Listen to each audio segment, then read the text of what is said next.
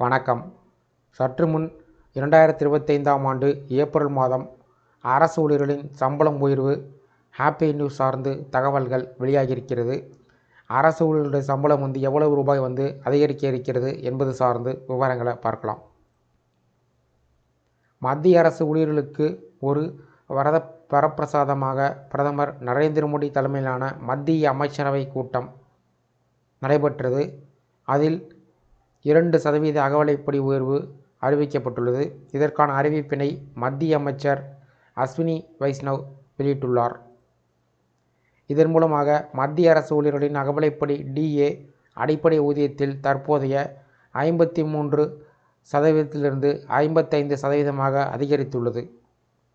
இதன்படி மத்திய அரசு ஊழியர்களுக்கு சம்பளம் எவ்வளவு அதிகரிப்பு ஏற்படும் என்பது குறித்து பார்க்கலாம்.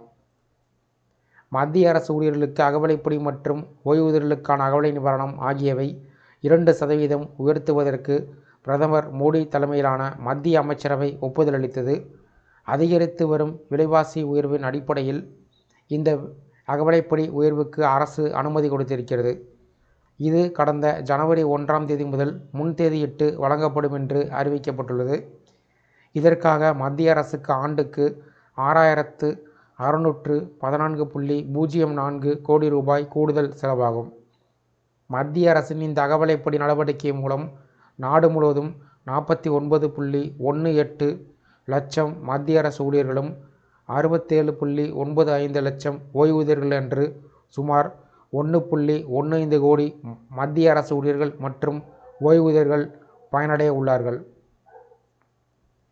இந்த அகவிலைப்படி உயர்வு அறிவிப்பு தாமதமானதால் ஏப்ரல் மாத சம்பளத்தில் உயர்த்தப்பட்ட அகவிலைப்படி என்பது முந்தைய 3 மாதங்கள் அதாவது ஜனவரி, பிப்ரவரி மற்றும் மார்ச் 2025 நிலுவைத் தொகையுடன் சேர்த்து கிடைக்கும் என்று தகவல்கள் வெளியாகியிருக்கிறது.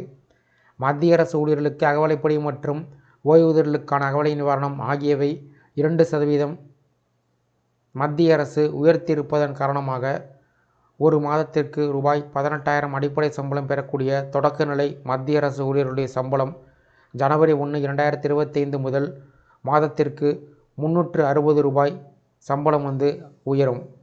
ஒருவரின் சம்பளம் மாதத்திற்கு ரூபாய் 30,000 இருந்து அடிப்படை சம்பளமாக ரூபாய் 18,000 இருந்தால் அவர் இப்போது 9,540 ரூபாய் அகவிலைப்படியை பெறுவார்.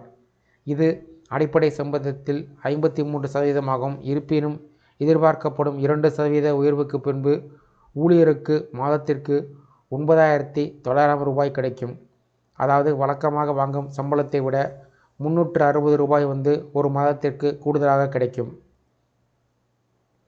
ஒருவேளை 3% அகவிலைப்படி உயர்வு அறிவிக்கப்பட்டிருந்தால் ஊழியருக்கு 540 ரூபாய் ஒரு மாத சம்பளத்தில் அதிகம் கிடைக்கும். அதன்படி ஒரு மாதத்திற்கு 10,080 ரூபாயாக உயரும்.